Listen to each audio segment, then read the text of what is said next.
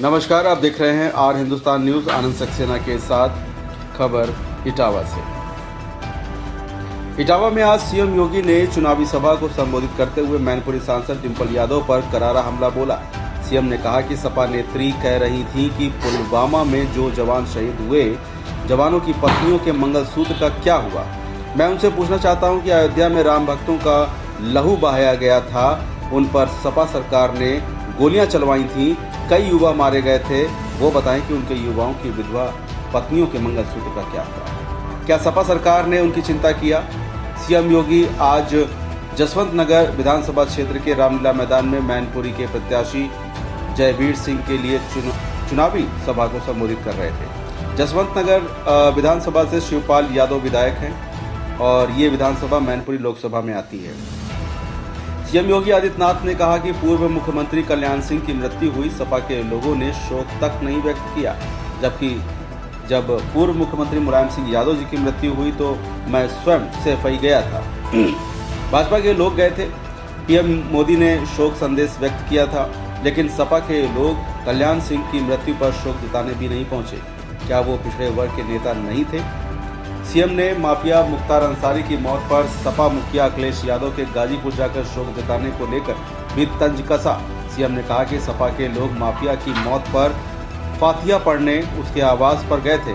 मैं सपा से पूछना चाहता हूं कि माफिया ने जिनकी हत्या की, उनके मंगलसूत्र का क्या हुआ। सीएम ने यह भी कहा कि माफिया सपा सरकार में बहन बेटियों और व्यापारियों की जान के साथ खेलते थे। मैं पूछना चाहता हूं कि कृष्णानंद राय के साथ 6 लोगों की इन माफियाओं ने हत्या कर दी थी। इन लोगों की विधवाओं के मंगलसूत्र का क्या हुआ? अलका राय जो हमारी विधायक है, क्या उनके मंगलसूत्र का क्या हुआ? विश्व हिंदू परिषद के अंतर्राष्ट्रीय कोषाध्यक्ष नंद किशोर रुंगटा की हत्या कर दी गई थी, उनके मंगलसूत्र का क्या हुआ? यही नहीं, प्रयागराज के राजू पाल और भाई उमेश पाल की इन माफियाओं ने हत्या करवा दी, उनकी विधवाओं के मंगलसूत्र का क्या हुआ? ये खास खबर थी उत्तर प्रदेश के इटावा से जिला संवाददाता आनंद पांडे की। फिलहाल आप सुरक्षित रहिए, जुड़े रहिए आर हिंदुस्तान से। नमस्कार। 10 वर्ष के अंदर जो प्रयास किए, इन 10 वर्षों के प्रयासों का परिणाम है कि 25 करोड़ लोग गरीबी रेखा से उभरे हैं, 80 करोड़ लोग फ्री में राशन की सुविधा का लाभ प्राप्त कर रहे हैं, 60 करोड़ लोगों को आयुष्मान भारत में 5 लाख रुपए की स्वास्थ्य बीमा का कवर मिल रहा है और 50 लाख लोग ऐसे 50 करोड़ लोग देश के अंदर ऐसे हैं जिन गरीबों के जनधन अकाउंट खोल करके उन्हें शासन की योजना सीधे उनके खाते में पहुंच रही है। बहनों और भाइयों, 12 करोड़ किसानों को प्रधानमंत्री किसान सम्मान निधि का लाभ, 12 करोड़ गरीब घरों में शौचालय का निर्माण, 10 करोड़ लोगों में रसोई गैस का सिलेंडर वितरित होना, 10 करोड़ लोगों 10 करोड़ महिला स्वयंसेवी समूह के माध्यम से महिलाओं को आर्थिक स्वावलंबन की ओर अग्रसर करना,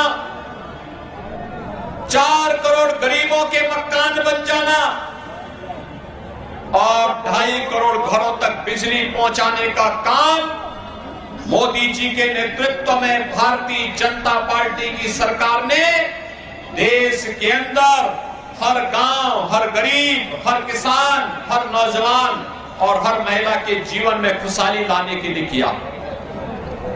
बहनों और भाइयों, एक तरफ विकास और विकसित भारत की संकल्पना के साथ मोदी जी इस 2024 के लोकसभा चुनाव में आपके सामने हैं और दूसरी ओर सपा, कांग्रेस का इंडी गठबंधन और बहुजन समाजवादी पार्टी अपने अपने कुनबे के साथ फिर से इस चुनाव में आ गई है। चुनाव के पहले लोग दिखाई नहीं देते, चुनाव के दौरान आकर के तमाम प्रकार के राग अलापते हुए दिखाई देते हैं। मैं पूछना चाहता हूं बहनों और भाइयों, आप लोगों से मैं पूछना चाहता हूं आपसे, एक बार समाजवादी पार्टी से पूछिए कि समाजवादी पार्टी एक तो बात कहे कि जब अयोध्या में प्रभु श्री राम लला की 500 वर्षों के बाद प्राण प्रतिष्ठा की बात आई तो कांग्रेस और समाजवादी पार्टी के लोगों ने कार्यक्रम का बहिष्कार क्यों किया? क्या अयोध्या में रामलला का भव्य मंदिर नहीं बनना चाहिए था क्या? आप राम मंदिर के पक्ष में हैं या विरोध में? आप पक्ष में है ना? राम मंदिर बनना चाहिए ना? समाजवादी पार्टी ने या कांग्रेस ने विरोध किया। बहनों और भाइयों, मुझे एक बात बताओ, क्या सपा को कांग्रेस के साथ गठबंधन करना चाहिए था क्या? अच्छा, जो कांग्रेस कहती है कि राम और कृष्ण हुए ही नहीं, यानी राम के अस्तित्व को भी ये झुठलाते हैं, भगवान कृष्ण के अस्तित्व को भी झुठलाते हैं, और फिर भी समाजवादी पार्टी जबरदस्ती कांग्रेस के गले में हार बनना चाहती है। ये तो है इनके हाल। और ये किसके लिए? आपने कल कांग्रेस के एक महत्वपूर्ण नेता के सलाहकार के वक्तव्य को आपने पढ़ा होगा। उन्होंने क्या वक्तव्य दिया? उन्होंने वक्तव्य दिया, उनका वक्तव्य है कि देश के अंदर कांग्रेस नेतृत्व की सरकार आएगी तो विरासत टैक्स लगाएगी। बहनों और भाइयों, ये विरासत टैक्स क्या है मालूम है आपको? ये विरासत टैक्स है कि आपके बाप दादों ने जो संपत्ति अर्जित की है, इस संपत्ति के बाद आधी संपत्ति कांग्रेस और समाज के लोग हड़प लेंगे। आपको संपत्ति से वंचित करने का एक कुत्सित प्रयास। दूसरा, इनके द्वारा कहा जा रहा है, कल कांग्रेस के लोगों ने कर्नाटक के अंदर क्या किया? कर्नाटक में कांग्रेस की सरकार है, उन्होंने कहा ओबीसी के आरक्षण में उन्होंने 32% आरक्षण बहनों और भाइयों मुस्लिम लोगों को दे दिया।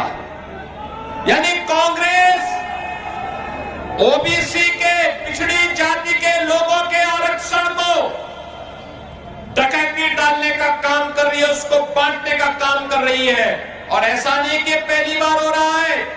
याद करिए, जब कांग्रेस नेतृत्व की यूपीए सरकार थी और सपा और बसपा दोनों कांग्रेस नेतृत्व की यूपीए सरकार का समर्थन कर रही थी, उस समय क्या आनंद था?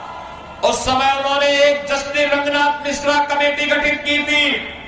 उस कमेटी ने संस्तुति की थी कि मुसलमानों को भी पिछड़ी जाति में और अनुसूचित जाति में शामिल करके आरक्षण का लाभ जो पिछड़ी जाति के लोगों को मिल रहा है उनमें से कुछ को कटौती करके मुसलमानों को दे देना चाहिए, कुछ को अनुसूचित जाति को दे देना चाहिए।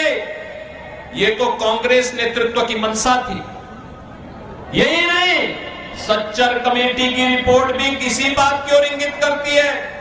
ये भी कांग्रेस ने गठित की थी। और आज जब कांग्रेस आई है तो कांग्रेस यही कहती है, फिर से कांग्रेस यही कह रही है कि आएंगे तो देश के संसाधनों पर फिर से मुसलमानों का अधिकार हो, इसकी वे वकालत करेंगे।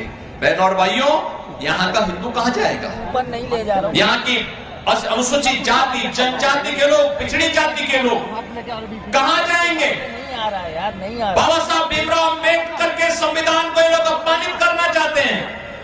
ये कांग्रेस और समाजवादी पार्टी के लोग देश की कीमत पर राजनीति करना चाहते हैं। और इसीलिए आपसे मैं कहने के लिए आया हूं, ये चुनाव